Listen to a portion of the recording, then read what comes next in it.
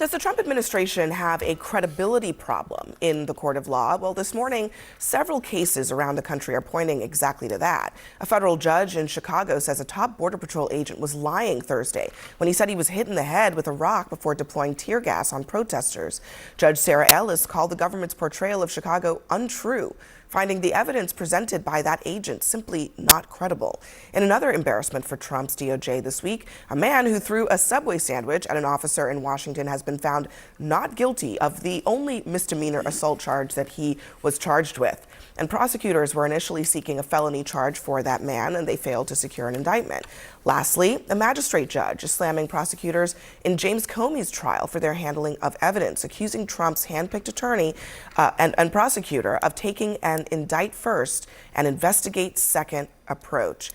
There's a lot in the courts happening, and I will say Trump is winning in some cases, but on the question of can the government's word be trusted, that's being called into question many times. And I'm actually flabbergasted by this, because let me play for you what Gregory Bovino, he's the Border Patrol agent that has been sent over to Chicago. This is the exchange where he is asked about the use of force, and particularly his use of force, and here's what he says. You said on October 30 that from what you have seen, all of the uses of force by yourself and the men under your command have been more than exemplary, your words. You still stand by that? Yes.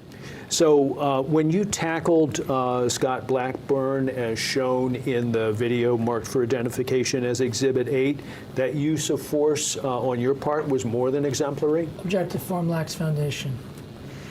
As we talked earlier, that was not a reportable use of force. Not a use of placed force. him in under arrest. I didn't Gotcha. tackle him. I placed him under arrest. Gotcha. The judge looked at that and said, that's a lie. There's a video. You clearly tackled him. I think it is really ballsy, frankly, to go to a court and then straight up lie like that. Okay, so what is happening? You know what I do, my day job, right? When I'm not Yes. playing a lawyer on TV. Yes. Of course, I couldn't agree with you more. That's what I do all day long, is I cross-examine law enforcement officers, and I try to say that they're either exaggerating or blowing things out of proportion, and that my client is not guilty. So this is like nothing new. I mean, this is being, look, I bleed blue because I need them to protect us.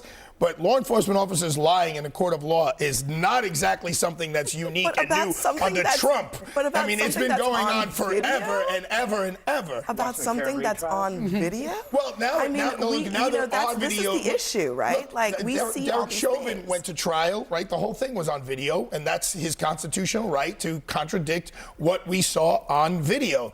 So, but I mean, look, Trump's Department of Justice going to trial and someone being found not guilty. Luckily, under my law firm, of the last 5 presidents, Department of Justice have gone to trial and they've been found not guilty by lawyers in my office. So that's not so unique. But I will say there have been some arguments by the Trump administration in the Supreme Court of the United States and in other courts of appeals that have strained credulity. Is that the right word? Yes, it is.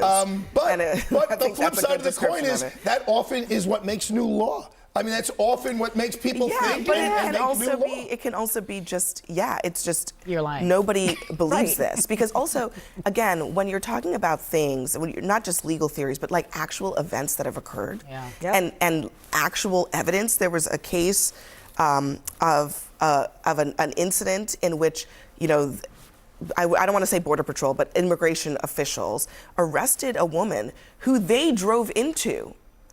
And everybody watched the incident and said, you drove into her, and then they dragged her out of the car and arrested her.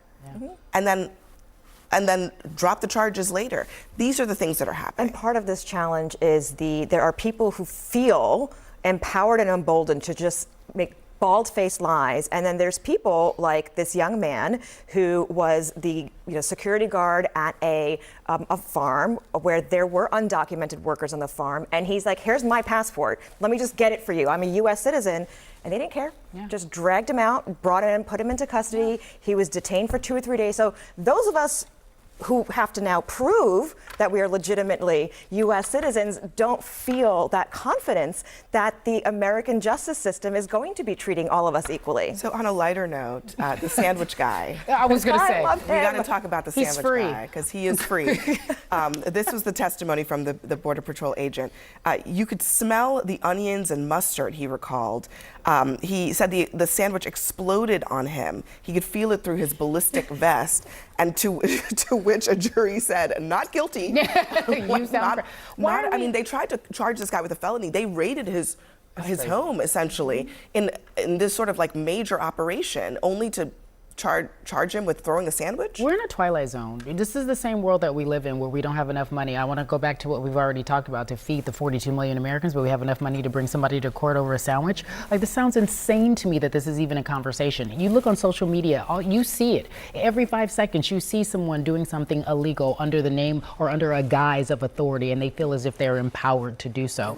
It's been going on for a long It's been going on time. for a long time. I agree When I was with in you. the DA's office, I would dismiss cases because cops did the wrong Arthur, thing. no Totally, one's disagreeing. I am saying, look, I come from the world of sports. No one's ever fouled, ever. Like, every guy's like, I didn't do it. That was him. I didn't do it. Yeah, you do it. But, like, I understand. But the world that we live in today, I'm watching in real time, and people are out here doing whatever they want to, taking law into their own hands, because if they feel as if they can, and it starts from the top, they feel as if they I've can. asked this a number of times, but I will continue to ask it because I think every time these videos come out, and it's every single day, and also, you know, the DHS spokesperson keeps making false statements in trying to diminish the effect of these videos. How much longer will they be able to keep this up? Because there is going to be backlash. There already is some backlash to some of this. Yeah. First of all, with the sandwich incident, I think it's a crime for two reasons. First of all, you shouldn't really be come on, thrown at a cop. TW. But secondly, I'd like to Come eat on, one. TW. But Okay, secondly, here's the You thing. know, they said it was thrown at point blank range. It was called The danger. Dangerous sandwich. The danger. Look, I don't think you never should be screwing around with a law enforcement officer, but I understand the tensions of the issue, whatever. The point I'm trying to make is, with any great sort of change or some big effort being undertaken, there comes a great deal of responsibility. And so I support the men and women of ICE, but they have to hold the mantle of responsibility and hold themselves to a higher level. Because at some point, like you said, there will be negative backlash. There already is. It's also a PR campaign to keep your deportations popular. When I was on the show after Trump got elected, we saw polling in favor of mass deportation. Now that number has flipped. Why? Because of the way things have been carried out. So I think there needs to be changes to the process to ensure that we're doing the right thing by the American people, we're carrying out the will, and we're following the law. With power comes a lot of responsibility. I think you're totally right about that. And I don't know. I feel like this administration is just sort of flaunting that as if it doesn't matter, but it really does.